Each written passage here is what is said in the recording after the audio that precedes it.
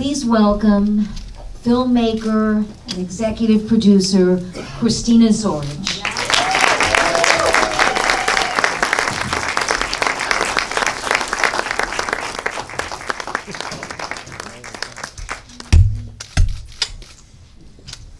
And also the editor and story consultant, Landon Satterfield.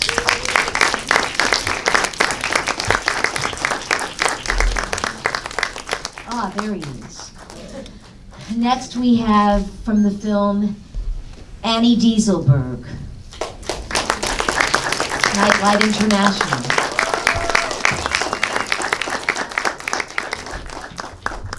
And Corey Nichols, Destiny Rescue.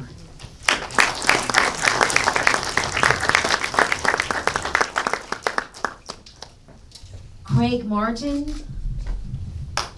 filmmaker, television producer. And last but not least, Jason Page.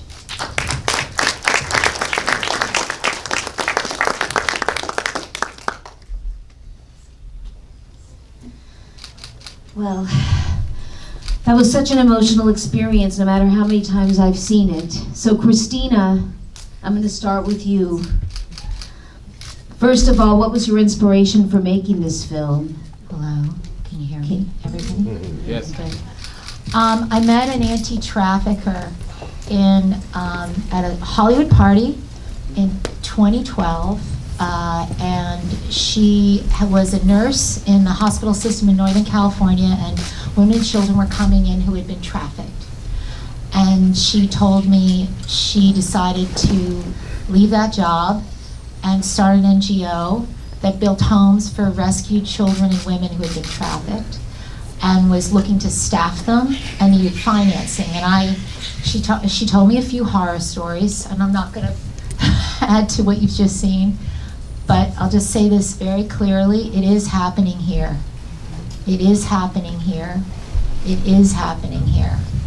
And so then next I offered people that could help her shoot footage that would help fundraise. And everybody was reasonable adults and needed to get paid for their services. And she met with them and afterwards came up to me and said, Christina, all the money we raise needs to go to the girls and the women. And that's when I got the idea, somebody just needs to do this as an act of service to this organization. And we talked a few times, and I said, I know I'm supposed to do something with this. And she's like, I know you are too, but I didn't know what it was. Cut to a few years later, I sold some property in New York, was sitting on some cash, and was thinking about what to self-produce. I was going to do a show. My mom was going to direct it. We had a New York producer, and honestly, a prayer partner and I were praying, and she's like, I don't think you're supposed to do that. I was like, well, what do you think I'm supposed to do? She goes, I think you're supposed to make a documentary about that subject you were so assaulted by. And I was like, no! And then that's been the beginning, and it's been 7 years of my life. Yeah.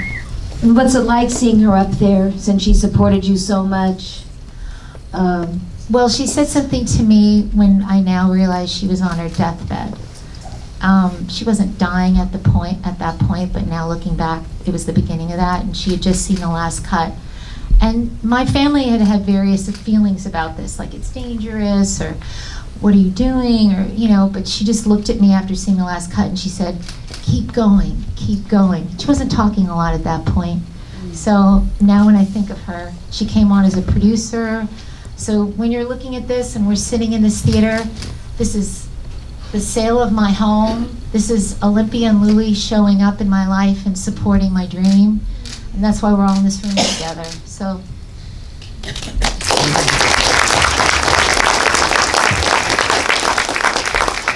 Well, Landon, because editing is so important to any film, what point while working on the new Abolitionists did you understand the gravity of the subject, and how has it changed your life as a person up to this point? I think it was just seeing the level of poverty, desperation that people go through and what they turn to. I think the need for social systems for support, for people to have help, is very important. It's very important in that country, it's very important in ours. Poverty is a huge factor when it comes to sexual exploitation. In the edit, it was the women's interviews, because they're cut down to a couple minutes, but they were quite longer, and there was a lot of details that we left on the cutting room floor that were very horrific across all the interviews. And sometimes you just stop and you just gotta cry for a few minutes, or yell with Christina, or at Christina about how this is happening. And she's listening and going, yeah, yes, it's bad. But those kind of moments just sort of wake you up as a person, woke me up as a person continually. And I'm grateful for it. I'm grateful for the experience. It helped me become more empathetic toward people that I wouldn't normally relate to on an everyday basis. And so for that, it's important to me.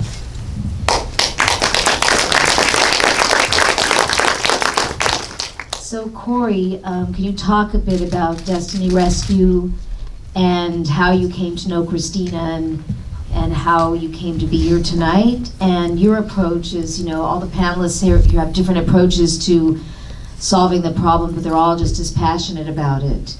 And so can you enlighten us a bit about your work now and how it relates to the film? I would love to. So You have to, that, here. We only have one mic for all the panelists, and so. Are we live? Yeah. There we go. Yeah. There we go. Technical difficulties, but we did it. It is an honor to be here with all you amazing people and all these other amazing panelists that have spent their lives doing incredible work around the world. Our organization works in the countries where this was filmed, and our organization was birthed out of the issue of human trafficking. I mean, it's a global issue. It affects every country in our world and all 50 states. And sadly, there's at least 1 million children trapped in the commercial sex industry. And that's a statistic put out by the International Labor Organization. In fact, they just recently updated that. There's 1.7 million children right now as we speak that are trapped in the commercial sex industry. And they're looking for somebody who has the courage to stand up for them, the courage to find them, the courage to actually do something to help them. And that's how our organization was birthed. Our founder heard about the plight of these kids, that somebody would actually sell a child for sex. And that there's actually a market out there, somebody that's willing to purchase the sale of a child and have sex with them. There's a great demand out there for that. And so our founder, who had 2 daughters at the time, was very moved by what he heard as a missionary in Southeast Asia. He was in Thailand. And he heard about kids being bought and sold for sex. And it so moved his heart, he had to do something about it. So he founded the work of Destiny Rescue in 2001, 21 years ago. And our mission is to rescue children from sexual exploitation and human trafficking. And once we rescue these beautiful kids, we want to empower them to stay free. And so we have rescue agents that go undercover, identifying children that are trapped in the sex industry. And we offer a way out for them. We work in many of the countries we work in. We work with top law enforcement agencies to do coordinated raids. To date, we've had over 400 successful raids and over 500 traffickers arrested, many of them facing life sentences. And so we're just really grateful that we can put bad people behind bars so they can't harm children again. We also rescue kids where we pose as customers. And we build the trust of these minors, and we offer them rescue. And on the Nepali-Indian border, we have 18 border crossing stations, and our organization's the last line of defense before a traffic victim crosses that border. And last year alone, we rescued 722 individuals, many of them children, being groomed and lured across that border. If they cross that border, they'll never see their families again. And so we're able to reunite them back with their families. It's amazing. And then the last kind of rescue that we do is called a survival rescue. So in many of the countries we work in, for example, let's say Uganda, there's 1 million street children. Their parents died of AIDS, and now they, at 12, 13 years old, become the sole breadwinner in the family to care for their younger siblings that might be 2 and 4 years old. And with no options, they feel like the only choice they have is to rent their bodies. And somebody's willing to exploit them. So we're rescuing those beautiful kids. And once rescued, we have safe homes and what we call community care programs, where we help empower these beautiful kids to stay free through health care, Christian-based counseling. We assess their education level. We may catch them up with their education. If they're of legal age to work, we want to empower them through vocational training. If they're too young to work, we might provide opportunities for an older sibling or a parent or an extended family member to upskill them and empower them. Leading causes of why kids end up in the sex industry is the leading cause is poverty, or the instability of family that leads to poverty. And so we want to eliminate those risk factors and empower kids to stay free. So that's what we do. Thank you. Annie, you're so impactful in the film, and I know you have a different approach. Can you please talk about your current work and also how you came to be involved in the film and where you're at now with everything, how, if anything, has even changed just since the film was made? I think actually quite a bit has changed since the film was made. But first, I also want to say thank you to all of you for coming for this. I think it's a really important event. And it's so exciting and encouraging to see people interested and becoming more aware of what's going on. And I'm so grateful to Christina, Kat, and Landon, everybody who's been a part of this, for putting it together. Thank you so much. Christina came to visit Nightlight, how many years ago? Over 7. Was my first 2015. visit, yeah. So that's when I first met her and was first interviewed by her, and then she came back again to interview 2016 yeah. for this film. And Nightlight was started in 2005, and at the time, actually, there were children that had caught my interest, Cambodian, Vietnamese children, and I really wanted to do something for them. But I was also working with women, adult women in prostitution. And as I was evaluating, praying about it, I was getting lots of vision for things that could be done, that needed to be done, that were not yet being done, because this is still pioneering work.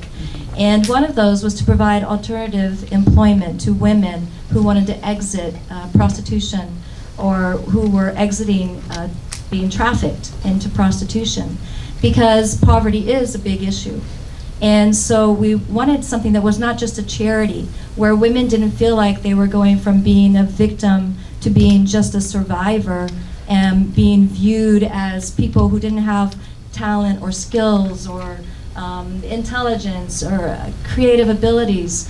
And so I felt like that having a business, giving them decent employment with fair wages and benefits, doing products of quality and excellence, was a way to give them dignity, to help to move them from surviving to thriving, and to take away the feeling of shame of their past. And so rather than having people look at them for what they came out of from their past, having people see what they were moving towards in their future, and especially for themselves.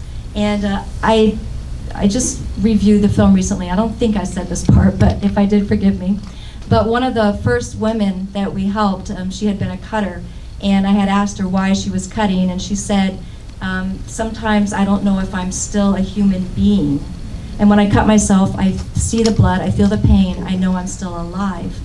When she started making the jewelry in the business, she told me one day, she said, Annie, I used to always walk with my head down because I felt so bad about who I was and what I was doing. But now I catch myself with my head up high because I'm proud of what I'm doing.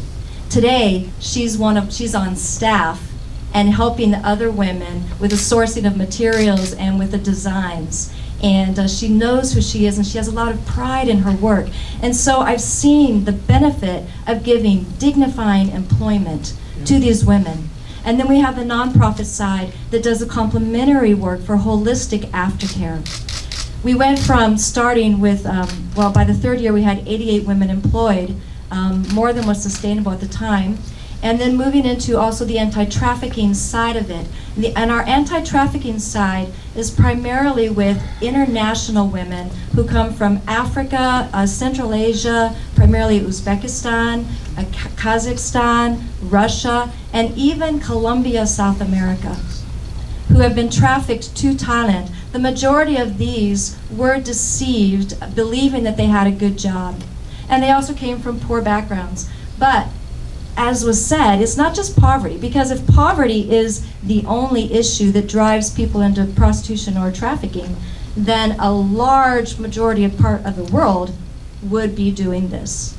So it's not just poverty, but really the family breakdown and the abuse, the sexual molestation, the rape, the neglect, the abandonment, the verbal abuse. Those are the things that really groom a child to become an adult woman who still carries the pain of childhood inside of her and doesn't have that sense of self in order to make better choices or to believe that she has another choice. So then she, as an adult woman, ends up in prostitution. But she doesn't go to bed at the end of the night, well, in the morning, after serving many customers and say, well, thank God I'm not a 5-year-old child. Rape is rape. Sexual exploitation is sexual exploitation. And we should never come to a point where we evaluate somebody's, the value of helping someone based on their age or their gender or their ethnicity. But it should always be about the issue, about the pain, about that person rediscovering who they really are, their identity in freedom. And that's where we all come together. And so it has changed through the years. We've learned a lot, we've grown a lot. But through COVID, we saw a lot shut down. It was great actually for a while because the bars were shut down. However, we found that many of the women were pushed into darker and more difficult situations because they didn't have the same target customers. They had to go and serve for cheaper prices in another part of town. And they were going online, and so it was harder to have access to reach them. Just recently, the bars have reopened. Thailand is reopening, and we are seeing the women, the international women, the African women, the Central Asian women are starting to come back to the streets in Thailand. And so the work is picking up again in that area. But something that's very frightening that's just been happening recently that's come to our attention, maybe all of you have probably gotten phone calls or been reached out to in social media by scammers. I don't know if it occurred to you that some of those are actually trafficked victims. And that there's a huge, massive operation, very well orchestrated operation that's going on of targeting people who actually, many of them are not coming from backgrounds of poverty, but some of them from education. Some of them have even college degrees, masters in IT. They have skills, and they're being recruited in what they believe are good jobs in countries in Asia, only to be trafficked and smuggled into the bordering nations, Myanmar, Laos, Cambodia. And there they're being forced, labor trafficking, to work 15, 16 hours throughout a 24-hour period to try to scam you. But they're being forced to do it, to try to get people to invest in cryptocurrency. And because of the instability of the nation, it's very difficult to assist these people. So we're getting phone calls and messages through social media because they're tech smart. So they find ways while they're on the job to reach out and to ask for help to get out of these situations. And it's extremely challenging and difficult for them to get out. But we've been on the receiving end in Thailand of victims who have managed to escape or have had to pay in order to get out of that situation. and we've been able to assist and interview many of those. So that's kind of a new pattern, a new trend that we're seeing that's happened. I think because of COVID, so many businesses shut down, and many of those were casinos that were run by, I'm not going to name the nation, but that were being operated. And when those were shut down, they went online to this scamming thing. But just maybe one of these times, answer, and don't give your money, but maybe ask, are you someone that needs help? Are you possibly working against your will? Excellent point. It really gives you something to think about that you didn't think about before, you know? Now, Craig, you're working on a docu-series, and you're also, you lived in Bangkok, right? You grew up there, and you've had experience with the Good Road for 30 years filming in war zones. So can you talk about how you came to see this film? I assume you've seen it before tonight, and also about your work, and some of the things that we talked about, what's happening here in the U.S., you know, and how it's being overlooked. Yeah, so I met Christina at the Richmond International Film Festival in the city I live in now, Richmond, Virginia, and we immediately became friends. And Landon as well, we connected immediately. I was born and raised in Bangkok, Thailand. My parents were Baptist missionaries there, and I left at 18. One of the things that as a documentarian that I've really started to kind of settle in to and hone in on is the value of just people in general, and the value that they are to God, but also to the rest of society. And my dad started prison work in Thailand, so I see this kind of from multiple angles, and having grown up in a neighborhood really very, very close to a lot of the images you saw tonight in the bars in a place called Pat Pong. You know, my dad worked with men and women who felt like they meant nothing anymore because they were worth nothing, because they were, you know, a criminal. And Annie, I was, after watching this film the second time, your discussion about the, you know, maybe this is somebody's son was really powerful. And so Christina and Landon and I and Jason are working on a new project that we're hoping to distribute. But one of the things that I think we really want to get across is this fact that there are really no winners in this whole ugly system of human trafficking. And this idea of us and them, those people, you know, growing up in Thailand, I've heard, you know, as soon as I came back to the States, oh, it's so sad that happens over there. Oh, that's really horrible. Yeah, you know, there's been plenty of jokes about, you know, the sex trade in Thailand. But the reality is that the sex trade is happening right here. It's happening in my hometown in Richmond. It's everywhere. And to create an us and them mentality in our society of people are, you know, victims and people are criminals who are oppressing them is a little flawed in the sense that we need to see everybody as valuable. And so if you can't figure out how to, you know, stop men and women from abusing other people, and you can't help the survivors of those abusers, it's a complete system that has to be fixed. And, you know, we can, in the work that I do through media, we can start to shed some light on that. And believe it or not, there's a lot of people who have come through as the perpetrator of these things.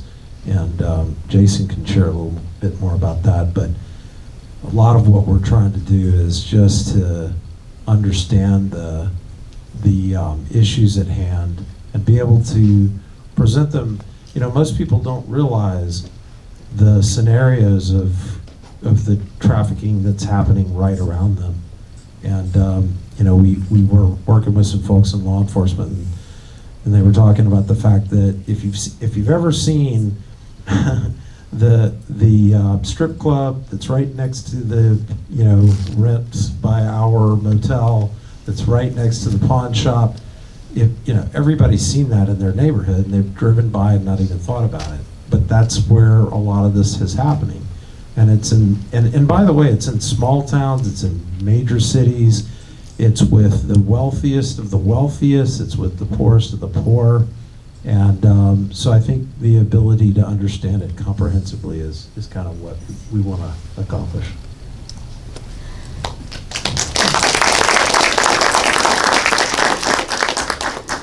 Jason is the founder of the Unlikely Mission.